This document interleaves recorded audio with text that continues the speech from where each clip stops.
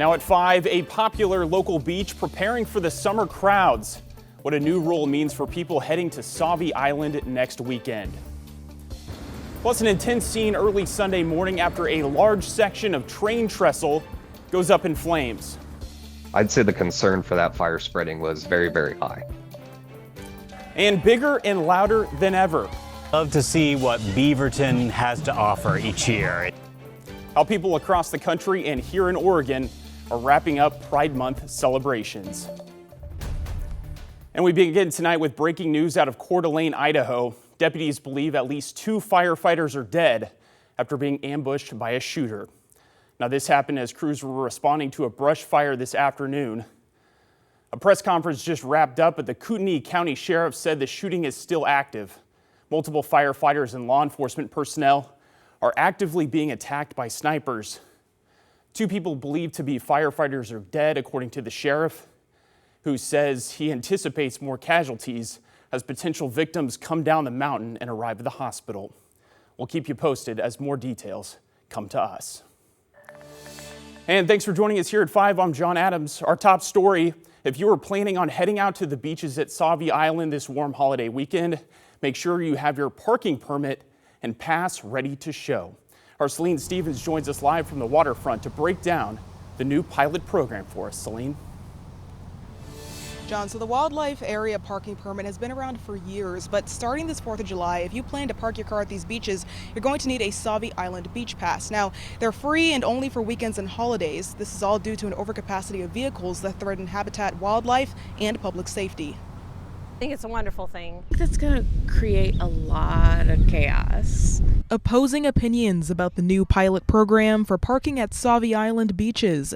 It's a limited entry pass that beachgoers will need for holidays and weekends, in addition to the wildlife area parking permit, if they want to park at the beaches starting this 4th of July. We have about 900 spots there, and we can see on some days over 2,600 vehicles. There's a lot of vehicles crossing now on a hot day like this.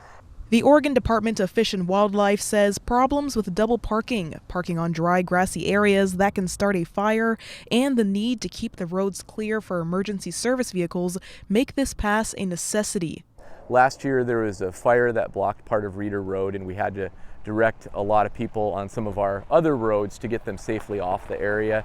So that really just brought up the safety issue that we've had for a long time. Residents in the area are thrilled. When you have thousands of people on the beach, how do you find that person who's double parked behind somebody else? How do we get people off the island safely? People are just going to have to plan ahead, and I don't think that that's a bad thing. Meanwhile, many beachgoers I spoke with weren't aware of the change, but aren't as happy. Really inconvenient, especially if you've already bought your pass for the year like we have. It does get really crowded. So I can sort of understand where they're coming from and trying to limit. But I don't know, I think it just complicates things. ODFW says you should get your pass ahead of time online or from a license agent. So if people want to know where they can find the pass, you can go to myodfw.com. We have an opportunity there to see where all the license agents are throughout the state. That won't stop some from still coming out and enjoying the sun. No, it won't deter us. It's just a great little escape to get away from Portland, and we really enjoy being out here, so we'll follow it. A few additional things. This program is going to be running from the 4th of July through Labor Day. Also, these passes are only available 2 weeks ahead of the weekend. The ODFW also says they're planning on setting up a check station soon, meaning that if you show up and you don't have your pass, there's a good chance that you could be turned around. They say there are still passes available for this upcoming weekend. John? All right, our Celine Stevens live tonight. Celine, thank you so much for that reporting. All right, and let's take a quick look outside tonight, where we're seeing nothing but blue skies and highs around 90 degrees. It's going to be even hotter for the start of the work week. Here's meteorologist Joe Ranieri with a look at that heat. Joe? Hey there, John. We're going to be looking at temperatures tomorrow getting the mid-90s. Now, the record is 97 degrees. I don't think PDX gets to see record-breaking temperatures for your Monday afternoon, but there will be a few locations around the valley, maybe into the eastern side of the state, that will be looking at record temperatures because of that ridge of high pressure that's going to be in place the entire week. Now, it'll be warm tomorrow. I should say hot. Once we go above the low 90s, I'd say near 95 is pretty darn hot. But going into the later part of the week, we'll gradually see our temperatures cool off a little bit. And there'll be a few clouds rolling in at times along the Oregon coast the next couple of mornings. But for the most part, looking into tomorrow, yeah, it is going to be a warm start by 7 o'clock, or I should say 9 o'clock in the morning. Temperatures in the low 70s. By early part of the afternoon, 90 degrees on our way to highs right around the low to mid 90s. And yeah, just a little bit warmer from what we're seeing out there this afternoon for your Monday. Right now we're looking at temperatures in the upper 80s to low 90s. We topped out in the low 90s for daytime highs across the metro area. Now there's no watches and warnings because of the heat, but throughout eastern Oregon and kind of throughout the Columbia River Basin, you will be looking at a heat advisory that takes effect into tomorrow, stays in effect until Tuesday night. I'll talk more about the detailed forecast in just a few minutes. All right, Joe, we'll see you then. New tonight, investigators are looking into what caused a deadly single vehicle crash in Forest Grove. It happened around 7:20 last night at Southwest Fern Hill Road and Geiger Road. The Forest Police Department says the vehicle rolled over and ejected the driver, who died at the scene. He's been identified as 62-year-old Brian Blunt. No one else was hurt. I opened the window and then you could just hear just a roaring fire, and then we actually felt the heat on our face. In Newburgh, fire investigators are looking into what caused a wooden train trestle to catch fire. The fire broke out just before 3 this morning on an inactive rail line. However, the fire had spread to nearby vegetation and was threatening nearby homes and apartments. We spoke to a witness today who described it as an intense scene.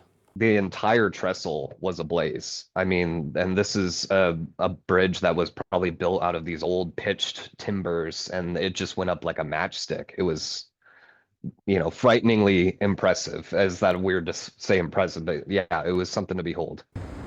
Firefighters were able to limit the fire to the vegetation and the trestle, which was significantly damaged. And back in Portland, police say a driver may have been drinking and speeding when they crashed through several businesses this morning. It happened around 3:45 at East Burnside and Southeast 14th Avenue. Firefighters had to pry the car open to get the driver out, who is in the hospital and expected to survive.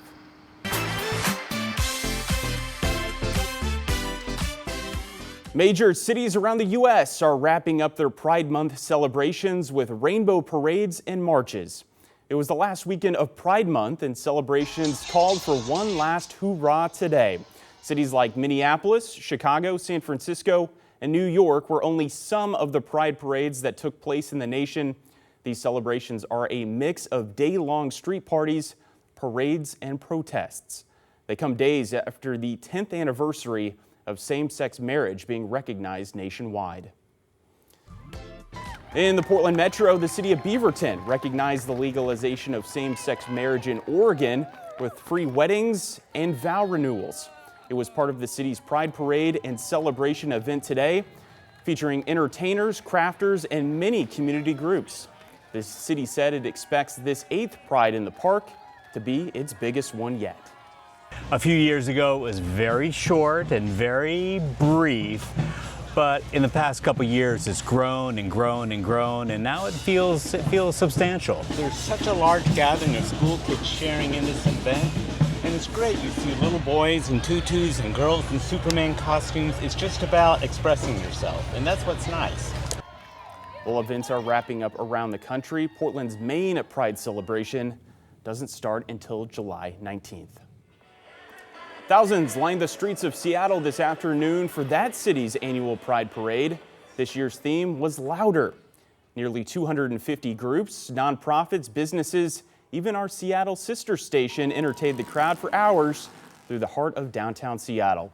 Participants, along with the audience, did not disappoint, including a lot of first-timers. This will be my first Pride March, and I'm actually living. Yeah, it feels good. It feels good to be comfortable and just walk around, and no one's judging me. I'm just like smiling at everything. See right now? I see y'all. I see y'all. We think it's just really important for them to experience this and support their friends and their community. Organizers were expecting around 300,000 people to show up. A spokesperson for Seattle Police said there were no problems, just a lot of people having a really good time. Biking with my mom, and it's basically the best thing I've ever done. It's kind of fun to glide along without any cars. Well, a big crowd for Portland's Sunday parkways in Northeast Coley and Roseway neighborhoods. City crews blocked off 6 miles of car-free streets for families and bikers to enjoy. Neighbors also celebrated the opening of the new Roseway Parkway Plaza at Northeast Mason Street and 72nd Avenue. They say for years they urged the Portland Bureau of Transportation to install permanent barriers at the plaza to block off traffic. PBOT finally made it happen and donated some tables for picnics as well. Neighborhood Association members are now signing up volunteers to help paint a large mural in the middle of the plaza. Our mural is filled with locally native species, butterflies, bees, big leaf maple, Oregon white oak, things like that. And we have a ribbon kind of going around the whole plaza. If you want to help paint the mural on July 26th, the Roseway Neighborhood Association says to go to their website, roseway.org. The next Portland Sunday Parkways street shutdown will be in East Portland on July 27th. And let's take a live look now over Oregon Highway 217. Southbound lanes reopened early this morning after road crews finished paving. That's about 18 hours earlier than expected. There were no closures scheduled for the next weekend on the roadway. Well, coming